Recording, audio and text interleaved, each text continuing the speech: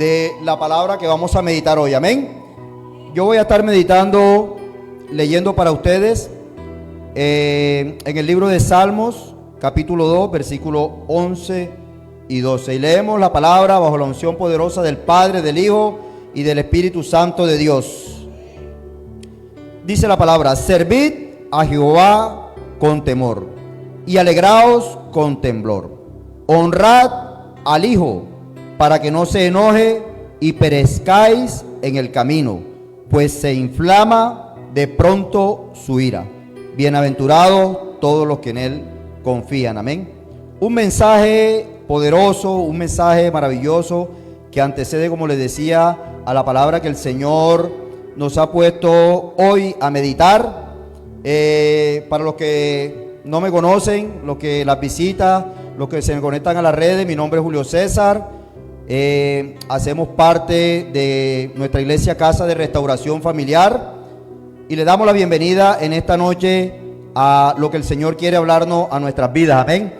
Y este es un llamado a adorar a Dios en reverencia, con temor y temblor, gozando en bendición de las buenas acciones. Amén. Santiago 4:17 dice: al que sabe hacer lo bueno y no lo hace, le es pecado. Apocalipsis 3:2 y 3 dice: sé vigilante y afirma las otras cosas que están para morir, porque no he hallado tus obras perfectas delante de Dios. Acuérdate pues de lo que has recibido y oído, guárdalo y arrepiéntete, pues si no velas, vendré sobre ti como ladrón y no sabrás a qué hora vendré sobre ti. Amén. Y muchas de estas cosas, ¿por qué hacemos esta introducción antes de ir a la palabra a meditar? Porque nos basamos a veces en las buenas intenciones. Amén. Y sabemos que las buenas intenciones apartados de Dios simplemente hacen despertar la ira del Señor. Amén. Y podemos ser consumidos. Yo le he puesto a esta noche, no tenía un nombre claro, y yo creo que la palabra del Señor no necesita nombres ribombantes, nombres que la sola palabra diga wow, que eso es poderoso, ese mensaje que viene. Yo le he puesto como título, le he puesto derribando argumentos del tiempo. Amén. Y ahora sí vamos a la palabra en 2 de Samuel, capítulo 6. Vamos a estar leyendo desde el capítulo 1 hasta el 11.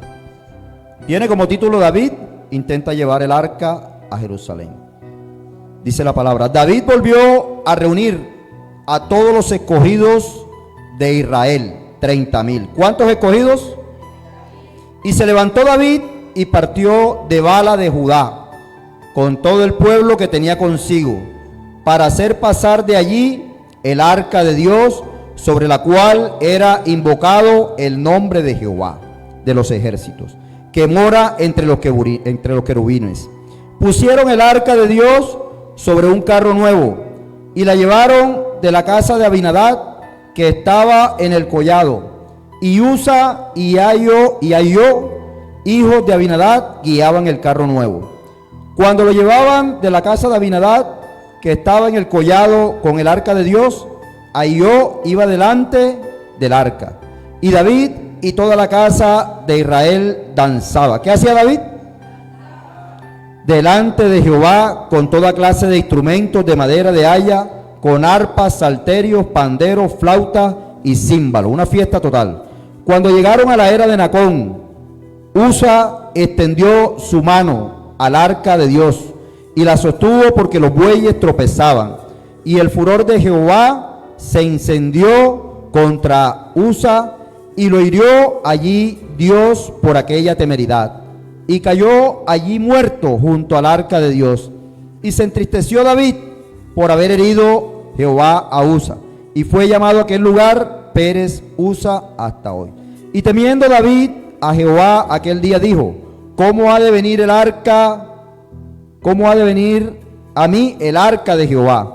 De modo que David no quiso traer para sí el arca de Jehová a la ciudad de David, y la hizo llevar David a casa de Obed-edom geteo. Y estuvo el arca de Jehová en casa de Obed-edom geteo 3 meses, y bendijo Jehová a Obed-edom y a toda su casa. Gloria al Señor. Se pueden sentar. Dios les bendiga. No deje de alabar, de adorar, de exaltar el nombre del Señor por esta preciosa y maravillosa noche. Con nervios, pero es hermoso estar aquí. Es hermoso estar aquí, la oportunidad que el Señor nos manda. Amén. Y lo que nosotros podemos empezar a mirar en lo que el Señor nos ha puesto a meditar en esta noche, tiene que ver en un contexto propio del mismo capítulo. Porque la narrativa de este pasaje, nos empieza a comentar una serie de circunstancias que llevan a tomar, a través de buenas intenciones, malas decisiones. Y por eso el título tenía como nombre Derribando argumentos del tiempo, porque a veces nos quedamos como que en el tiempo pensando en que el Señor va a traer cosas a nuestras vidas. Pero déjeme recordarle que nosotros como cristianos estamos en la obligación de no esperar, sino de ir a buscar la presencia del Señor siempre. Amén. Entonces, aquí nos empieza a relatar una serie de buenas intenciones, y lo podemos leer nuevamente, pero como ya leímos el texto, usted puede ir meditando del capítulo 1 al versículo 9, donde empiezan a ver una serie de buenas intenciones, y nos podemos dar cuenta que en medio de esas buenas intenciones, muchas desacertadas, que al final terminaron mal, porque no se mantuvo la obediencia en la búsqueda del Señor. Amén. Porque aún muchas veces a nosotros como cristianos, estamos hablando a los cristianos, nos consume el deseo de tener las mejores intenciones para hacer algo. Amén. Pero en el caminar cristiano, si esa buena intención que tenemos no está dentro de la voluntad del Señor, agárrese, hermano, porque usted va en desobediencia. Entonces, las buenas intenciones como cristianos, desde el momento que fuimos bautizados, muchos cristianos dicen, ya fui salvo, de ahí para adelante puedo hacer lo que quiera. Eso habla de lo que estamos viviendo en este tiempo, y por eso yo me había enfocado en este mensaje, porque es que los tiempos que estamos viviendo a través de este tiempo, este mes, diciembre, se mueven muchas cosas que van ligadas a las buenas intenciones. Amén. Y cuando nosotros hacemos en desobediencia buenas intenciones que no agradan a Dios, sencillamente estamos fuera del rango de la misericordia de Dios. Y volvemos y lo decimos, cuidado, porque puede ser peligroso, ¿cierto? Y podemos nombrar las buenas intenciones relatadas en este capítulo que acabamos de leer, y que al final no bastó porque trajo consecuencias a través de buenas intenciones. Y el primer versículo nos habla y nos dice que David volvió a reunir a todos los escogidos de Israel, 30,000. Podemos ver la primera buena intención, ¿verdad? Trajo los 30,000 escogidos, dice la palabra, de Israel, para el evento que se iba a hacer del traslado del arca de la casa de Abinadab. Entonces podemos empezar a mirar que desde el primer versículo la palabra nos empieza a mostrar que el hombre tiene siempre buenas intenciones. Pero ¿y cuándo buscamos nosotros las buenas intenciones que nos avalan delante de la presencia del Señor como escogido? ¿Cuándo nosotros podemos decir, yo tengo autoridad de hacer esto porque es que yo ayuno, porque es que yo oro, porque es que yo estoy en la iglesia, porque es que yo estoy metido con Dios? Pero una sola acción, que puede ser una buena intención, acarrea consecuencias desastrosas y fatales. Aquí yo quiero meter a través de esta primera buena intención, yo quiero meter a Uz. Y la palabra nos muestra, nos enseña, no nos revela, la palabra está revelada. Nos muestra que Uza murió queriendo hacer una buena intención. Y muchas personas, me atrevo a decir que cristianos, cuestionan esta parte donde Uza le metió la mano, porque todos miran la buena intención, porque él quiso evitar que el arca cayera, y es una buena intención. ¿Y dónde estaba la obediencia? 20 años dice la palabra que había durado el arca en la sala de Uza, lo que nos muestra que Uza creció viendo el arca en la sala de su casa. 20 años suficiente para vivir con la presencia del Señor. Pero ¿qué pasó durante esos 20 años? O mejor, ¿qué no pasó?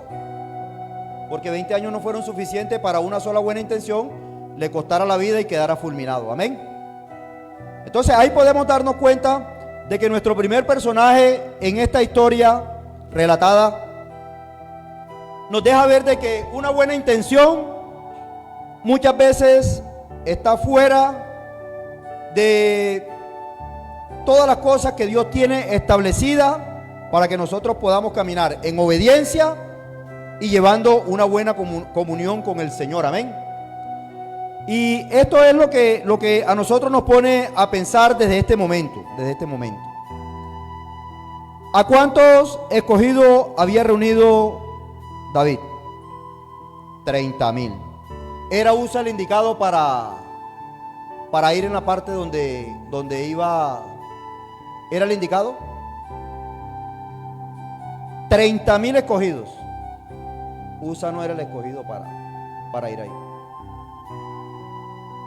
Entonces, hay buenas intenciones que nos pueden consumir a nosotros en la vida cristiana, porque creemos que cuando estamos caminando con Dios, desde el mismo momento que nosotros aceptamos a Cristo, ya nosotros podemos decir que la misma unción de lo que nos hace a nosotros como creyentes verdaderos, cuando aceptamos a Cristo, vivir completamente en la obediencia.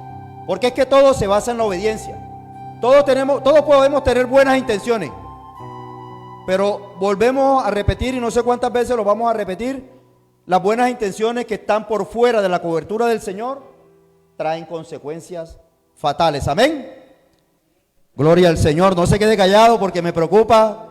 Yo sé que están concentraditos con la palabra, pero no se me queden callados. Denle un aplauso al Señor. Alábelo, glorifique su nombre en esta hora, porque estamos nerviosos y su silencio me pone más nervioso. Quiero pensar y creer. Quiero pensar y creer, que el Espíritu Santo está haciendo en esta hora la obra ahí donde usted se encuentra, y que usted está concentrado en la palabra.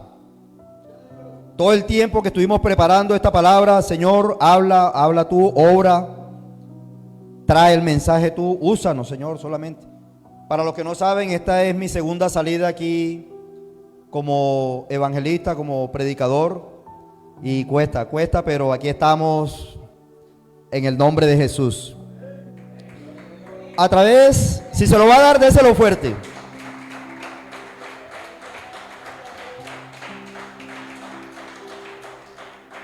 Y nosotros podemos seguir leyendo el capítulo 6 y nos damos cuenta de que hay una segunda buena intención.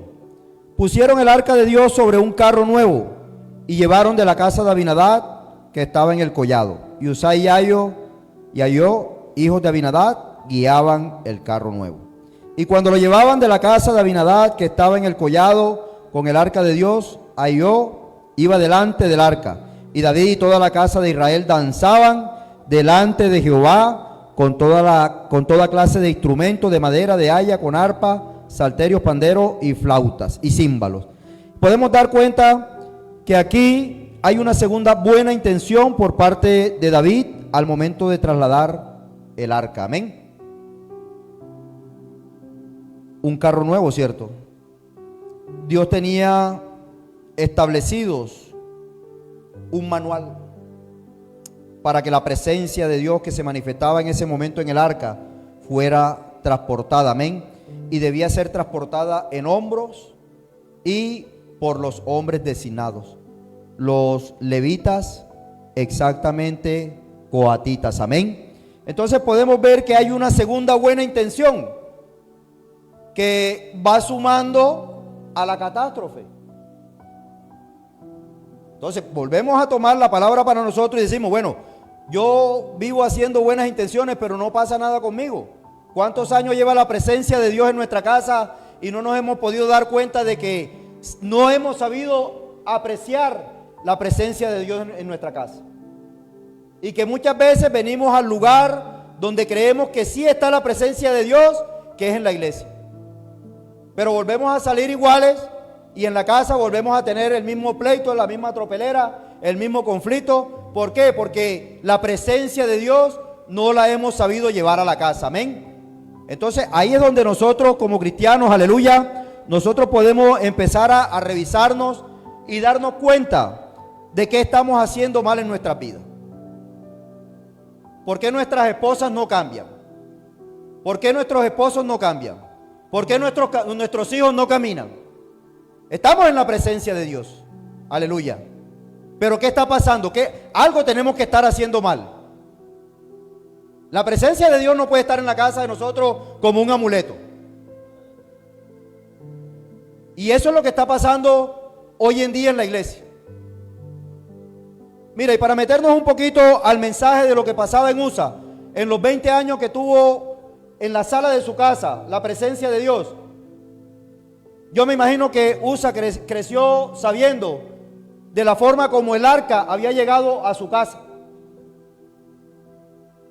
de cómo había sido traída el arca por la misma misericordia de Dios, por lo que había acontecido al pueblo o a las ciudades filisteas cuando se habían llevado en cautiverio el arca después de haber derrotado al pueblo de Israel, al pueblo de Jerusalén. Y habla de que habían 2 hombres que mueren en esa batalla, cerca a un lugar llamado Eben Ezer. Habla de que 2 hombres murieron en ese lugar, Ofni y Fines, 2 hombres que hacían parte del templo donde ministraba el profeta Elí, su padre. Entonces ahí nos podemos dar cuenta que habían unas consecuencias que venían trayendo otras consecuencias y que al final no hubo en esta familia un hombre de verdad que se levantara y enseñara lo que representaba la presencia de Dios en ese momento. Y mira cómo son las cosas. En el momento en el que el pueblo de Israel está perdiendo esta batalla contra los filisteos, se acordaron del arca. Estaban siendo derrotados y se acordaron del arca y la mandaron a traer. Oh sorpresa, perdieron la batalla. ¿Por qué? Cuando leemos la vida y la historia del profeta Elí y de sus hijos, eran hombres que estaban haciendo todo lo perverso y contrario a la voluntad del Señor. Y consecuencias fatales, ¿por qué? Porque nunca tuvieron, de verdad, nunca tuvieron el discernimiento de saber lo que representaba de verdad la presencia de Dios. Y mira que la consecuencia fatal de Elí, he leído en el poco tiempo que llevo en el Evangelio, he escuchado mucho cuando predican acerca del profeta Elí. Y he escuchado a muchos predicadores, pastores, evangelistas que dicen que el profeta Elí murió cuando le dieron la noticia de que sus hijos habían caído muertos en la batalla.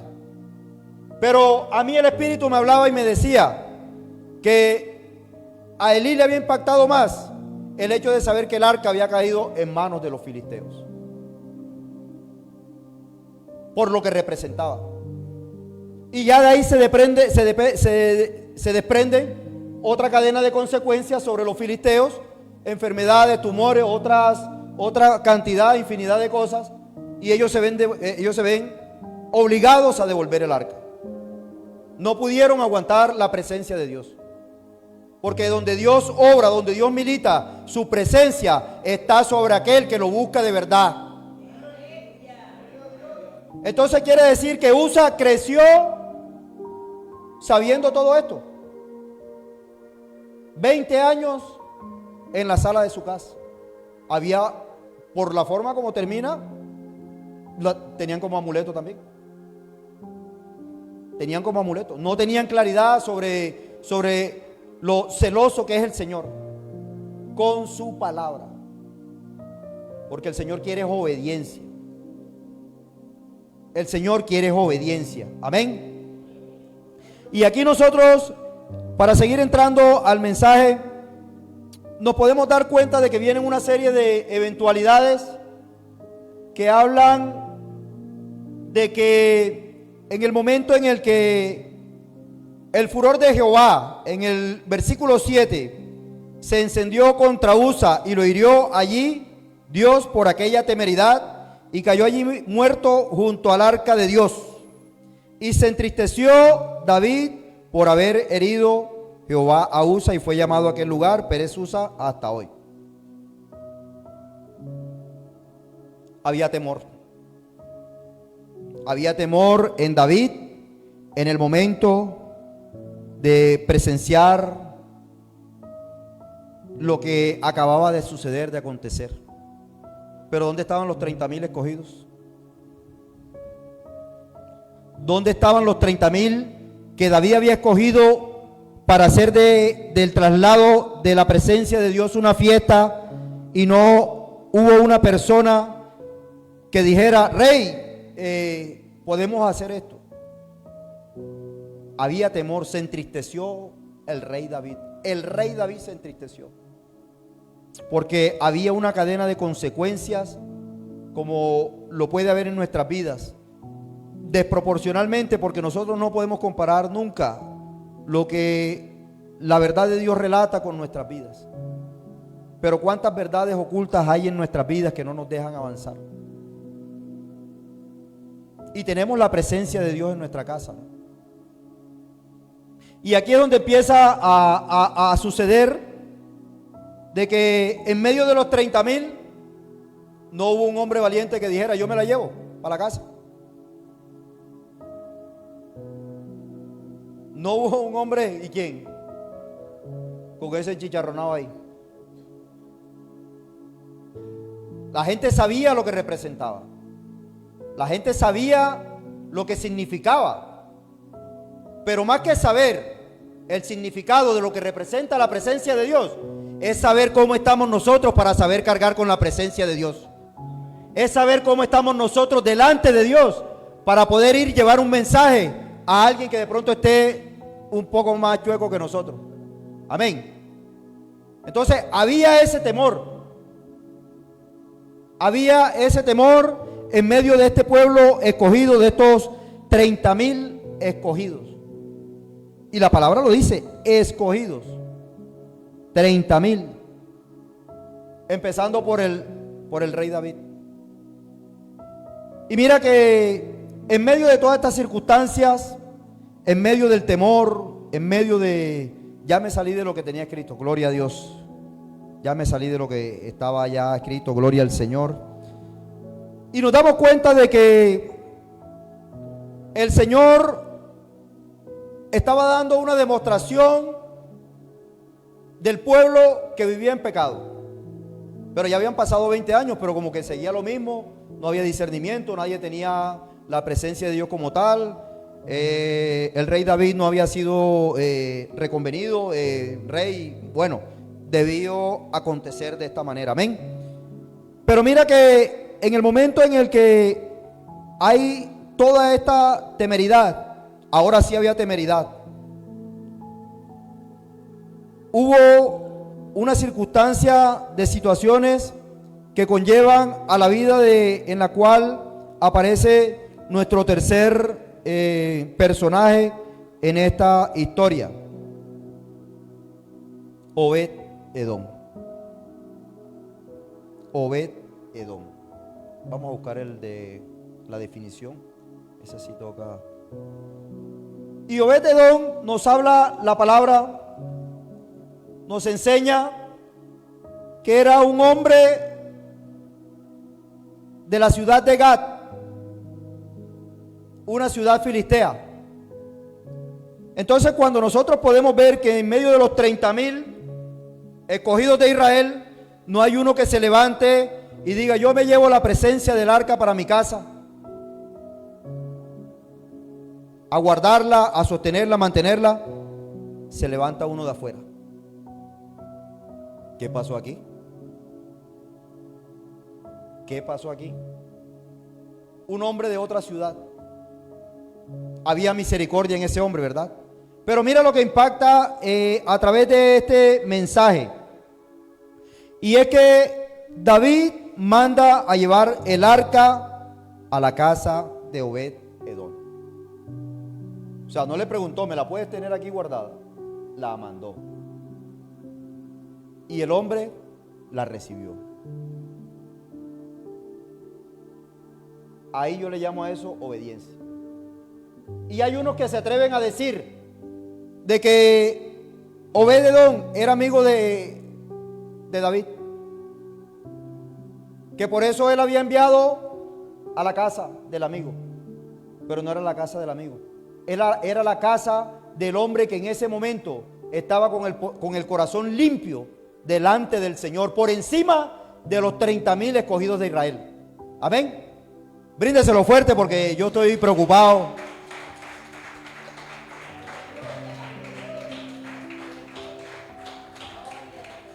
La gloria sea para Dios. Amén. Y aquí nos empieza a suceder una serie de otras nuevas intenciones, ya con unos resultados diferentes. Y nos podemos dar cuenta de que en medio de lo que se movía en la vida de Obed Edom, un hombre que su nombre tiene mucho que ver, ahora vamos para allá. Era un hombre que era temeroso de las cosas de Dios. Era un hombre que se guardaba para Dios. Y que eso de pronto fue lo que Dios puso en el corazón de David para que su arca o su presencia fuera llevada a la casa del Señor. Amén. A la casa de Obed Edom. Y mira lo impactante que empieza a suceder en este momento. Dice el capítulo 12, dice: y fue dado aviso al rey David diciendo: Jehová ha bendecido la casa de Obed Edom y todo lo que tiene a causa del arca de Dios, y todo lo que tiene a causa del arca de Dios. Entonces David fue y llevó con alegría el arca de Dios de casa de Obed Edom a la casa de David, a la ciudad de David. Hubo buenas noticias al rey David. Lo que había hecho el Señor en la casa de Obed Edom simbolizaba la reverencia que hay que tener a la presencia del Señor. Amén. ¿Y por qué derribando argumentos del tiempo? Porque la presencia en la casa de Obed Edom había permanecido 3 meses. Y fue una familia, una casa, bendecidos por mucho tiempo. Yo me atrevería a decir que hasta el día de hoy. Ya vamos para allá, no se afane. Yo me atrevería a decir que hasta el día de hoy.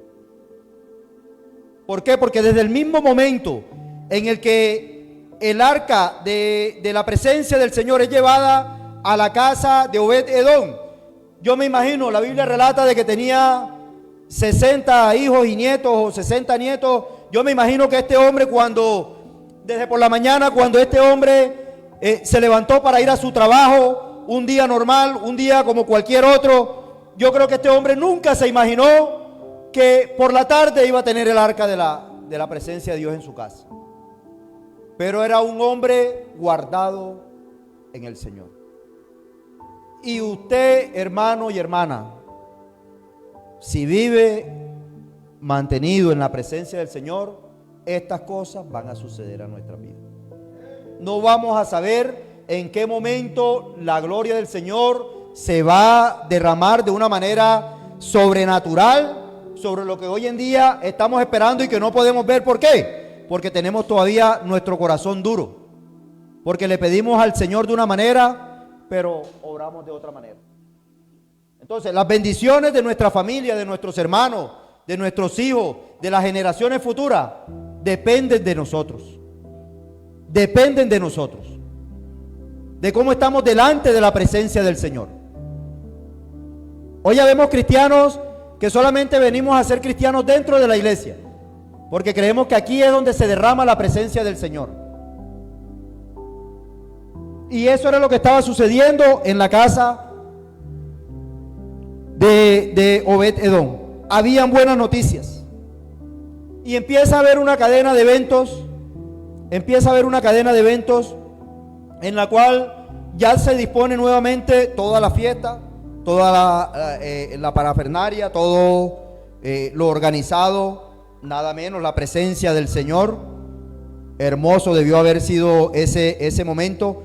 Pero mira que empiezan a suceder cosas que hacen parte de la obediencia. Y mira lo que dice el versículo 13. Estamos en el mismo capítulo 6. Ya nos salimos de lo que yo tenía acá. El Señor acá nos está guiando acá. Y cuando los que llevaban el arca de Dios habían andado 6 pasos, él sacrificó un buey y un carnero engordado. Ya había una buena intención que hacía parte de la voluntad de Dios. Cuando habla de que los que llevaban el arca habían dado 6 pasos, ya se iba haciendo de la forma como Dios tenía establecido. Amén. Ya podemos empezar a ver que las buenas intenciones, cuando están dentro de la voluntad y de la presencia de Dios, cuando nosotros no caminamos en el tiempo de nosotros ni en la voluntad de nosotros, nos damos cuenta de que el Señor ahí va a hacer grandes cosas en nuestras vidas. ¿Amén o no amén? Dice el versículo 14: y David danzaba con toda su fuerza delante de Jehová. Y estaba David vestido con un efod de lino. Se había despojado de su vestimenta de rey. Se había vestido de sacerdote para la presencia del Señor. Ya las consecuencias iban a ser diferentes. Iban a ser de gozo, iban a ser de prosperidad, iban a ser de parte del Señor de una manera en la cual el Señor ahí empieza a obrar en medio de su pueblo. Cuando nosotros venimos a la presencia del Señor, ¿cierto? Nos despojamos de nuestras vestimentas y venimos y le decimos: Señor, estoy desnudo delante de ti. ¿Qué hacemos con una corbata fina, buen vestir y caminando chuecos? Entonces aquí la misma palabra nos muestra una cadena de eventos fatales, pero ahora nos empieza a mostrar una cadena de eventos que por la misericordia de Dios trajo prosperidad para todo el pueblo. Amén. Porque a partir de todo lo que se estaba haciendo en la obediencia por la guía del Señor, ya la gente empezaba a sentirse de que debía caminar como Dios establecía. Amén. No por la emotividad, no porque yo creo que puedo, no que porque yo creo que yo debo, porque ya yo tengo 3 meses en el Evangelio y porque yo creo que ya Dios me dio palabra para, mire cómo estoy temblando, porque yo creo que ya Dios me dio palabra para ir y echar fuera demonios. Y el pastor nos hablaba en estos días de que en desobediencia hay transferencia cuando no se están haciendo bien las cosas delante del Señor. Cuando queremos pararnos aquí a servirle al Señor, pero no ayunamos, no oramos. Y eso es desobediencia. hace parte de los 30,000 escogidos. Eso es desobediencia. Querer servir en el altar, pero hoy no fui a ayunar porque me tocó hacer el aseo. Tengo dolor de cabeza. Excusas de esos 30,000 escogidos. Amén. Y la palabra nos sigue mostrando de que cuando el arca de Jehová llegó a la ciudad, mire cómo son las cosas. Cuando empiezan a haber resultados buenos, positivos, cuando nosotros empezamos a caminar y Dios se manifiesta, como hasta el día de hoy se ha manifestado en nuestras vidas, gloria a Dios, aleluya, se empiezan a levantar las micales. Se empiezan a levantar las micales. Capítulo 16, versículo 16. Cuando el arca de Jehová llegó a la ciudad de David, aconteció que Mical, hija de Saúl, miró desde una ventana y vio al rey David que saltaba y danzaba delante de Jehová, y le menospreció en su corazón. Cuando nosotros podemos ver que Dios está haciendo cosas grandes, poderosas y maravillosas en nuestras vidas, van a aparecer las micales. Cuando nosotros nos despojamos de esa vestimenta del pecado, cuando nos apartamos del mundo, cuando dejamos de hablar con quien no se debe, cuando nos apartamos de las cosas que ya no nos atraen, no nos llaman la atención, no sentándonos en lugares, ahí estamos evitando a las micales. Amén. Porque Mical estaba viendo que el rey se había despojado de sus vestiduras poderosas y se había vestido de humildad para danzar delante del Señor. Amén. Y yo quiero decirle algo en esta hora, hermano, hermana que se encuentra aquí, visita, a los que se encuentran conectados. Mira, Dios te ha escogido a ti. Dios te ha escogido a ti.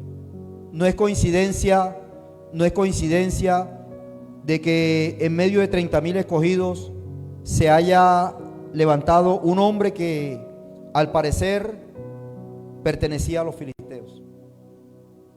Entonces tú en esta hora tú tienes que tener claro de que si tú estás aquí es porque el Señor te ha escogido dentro de los escogidos que ya tiene. ¿Y sabes por qué? ¿Y sabes por qué?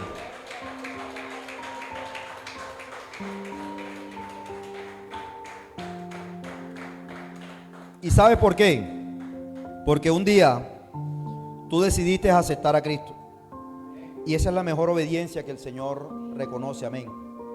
Y el Señor, cuando Él vio que tú te quitaste esas vestiduras reales, las del mundo, las del pecado, y te vestiste de efod de lino para venir a adorar a la presencia del Señor. Mira, en el mundo hay 8,000 o 9,000 millones de personas. Y tú eres escogido entre esos 8,000 y 9,000 millones de personas para estar hoy aquí adorando y alabando el nombre del Señor. Porque reconociste que en el momento en el que el Señor necesitó de que tú le recibieras, ahí estuvo el escogido. Ese fuiste tú, ese fui yo. Amén. Y eso es lo maravilloso y poderoso del Señor, porque cuando nosotros queremos levantarnos en el Señor, nosotros debemos tener en cuenta de que la presencia de Dios está en nuestra casa, pero que tenemos que empezar a revisarnos si de verdad la presencia del Señor está como un amuleto.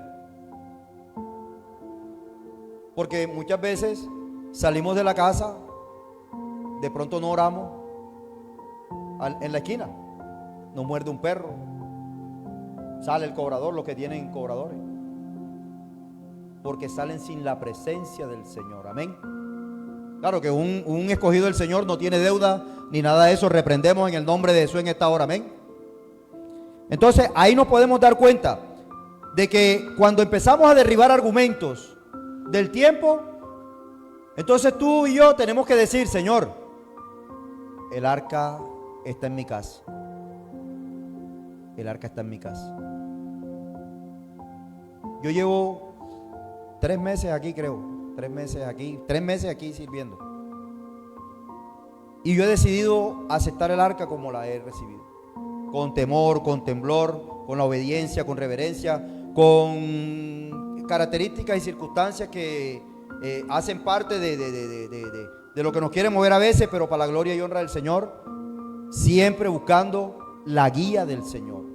Y eso es lo que nosotros necesitamos cada día, cuando nosotros debemos mirar, no al hermano que lleva 20 años, no al hermano que lleva 15, 30 años, 40 años y no pasa nada. Debemos mirarnos nosotros. ¿Cuánto es necesario que la presencia de Dios llegue a mi vida para yo poder levantarme? Porque esto es cada quien con Dios. Que es que el hermano lleva 20 años y que se arregle con Dios. No se ha despojado de sus vestimentas todavía para venir a servirle al Señor. Entonces ahí hay un derribamiento a los argumentos del tiempo. ¿Por qué? Porque hay hermanos que llevan 20 años y todavía están esperando en Dios. Que Dios haga algo y obre en sus vidas, y a través de eso obre sobre la familia. Pero de verdad no le estamos dando el uso a la presencia adecuada de Dios, para que Dios pueda manifestarse de la forma como tiene que manifestarse en nuestras vidas. Amén. Gloria al Señor, aleluya. Bríndeselo fuerte en esta hora.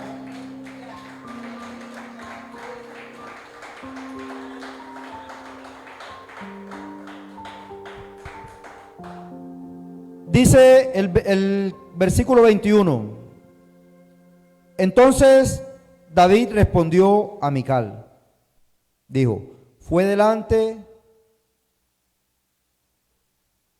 Dijo,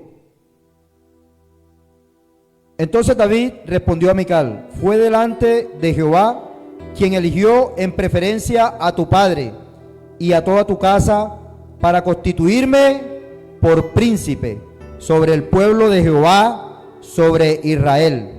Por tanto, danzaré delante de Jehová y aún me haré más vil que esta vez, y seré bajo a tus ojos, pero seré honrado delante de las criadas de quienes has hablado.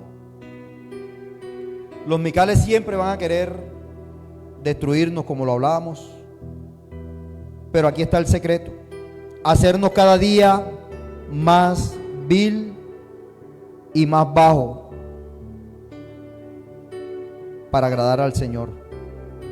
¿Y por qué? Porque hemos sido constituidos en la presencia del Señor.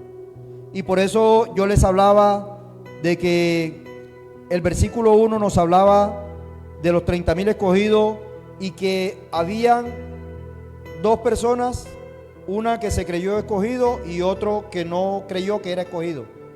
Uno terminó en muerte y el otro terminó en bendición. Amén. Entonces mira, hermano, hermana, visita, debemos empezar a decidir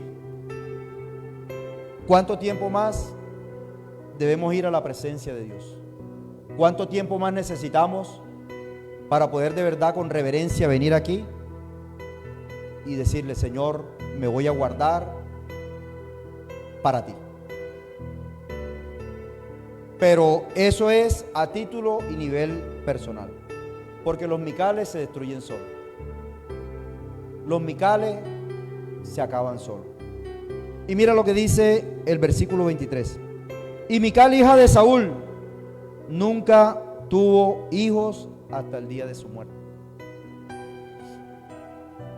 Una consecuencia por haber levantado falso testimonio contra aquel que danzaba a la presencia del Señor. Amén. Ella le menospreció. Ella le habló y le dijo, ¿cómo tú siendo rey te despojas de tus prendas, te despojas de lo que representa tu poder? Pero ese hombre poderoso estaba reconociendo a uno más poderoso que él. Y ahí se derriban muchos argumentos en el tiempo. A veces vamos a seguir insistiendo con esto. Creemos que es el tiempo al cual nosotros estamos llamados al servicio del Señor. Y es el Señor en el tiempo. Es el Señor en el tiempo. Yo me acuerdo el primer día que me tocó dirigir aquí. Yo nunca había ido tanto al baño. Gloria a Dios. Ya voy cada vez menos. Pero estamos gozándonos porque nos despojamos de esas vestimentas que nos tenían avergonzados delante del Señor y nos hemos puesto ese efod que el Señor nos ha puesto para levantarnos. Amén.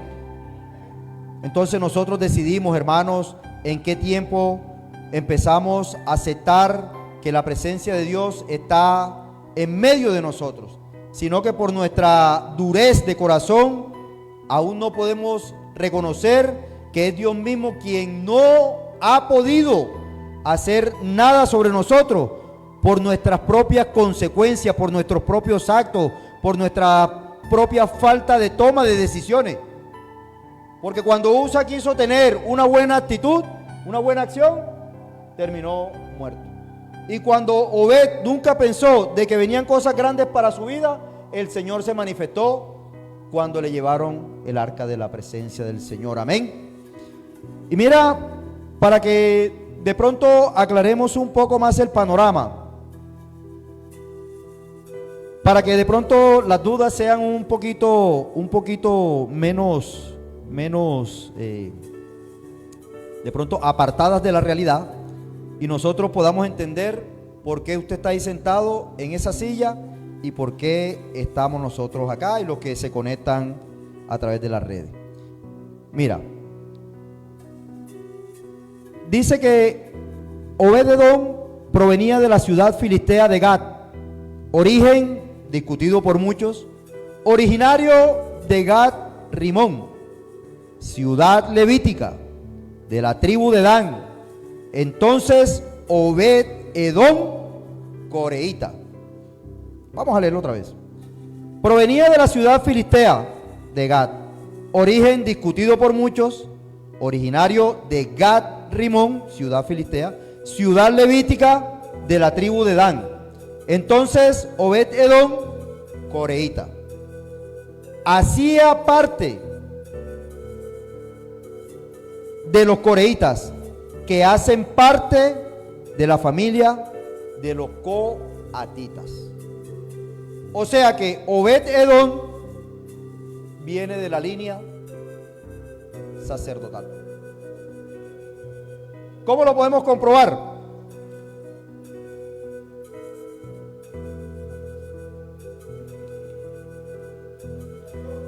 Gloria al Señor, aleluya. Génesis 25:30.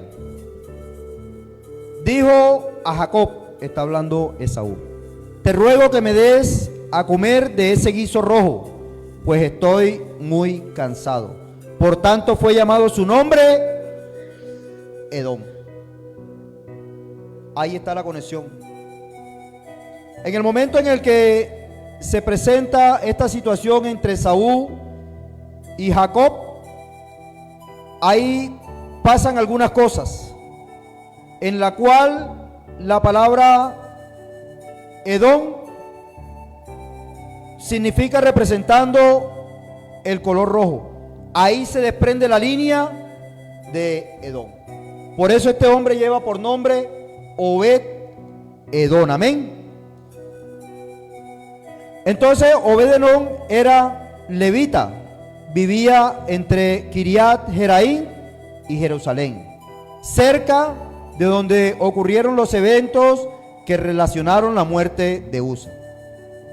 Entonces aquí es donde nosotros podemos decir, hermanos,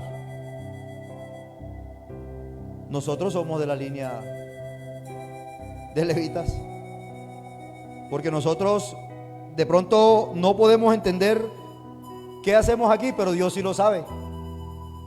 Porque cuando nosotros decidimos aceptar en obediencia la presencia de Dios en nuestras vidas, en nuestra casa, Dios va a obrar en nuestra familia, porque Dios no hace nada al azar. Dios todo lo hace perfecto. Entonces quiere decir que por sobre esos 30,000 escogidos, había uno escogido que solo Dios sabía, y era Obed-Edom. Entonces usted siéntase en esta hora dichoso, porque venimos de esa línea de escogidos. Amén. Gloria al Señor, aleluya. Colóquese sobre sus pies en esta hora. Bríndele una ofrenda de aplausos al Señor en esta hora.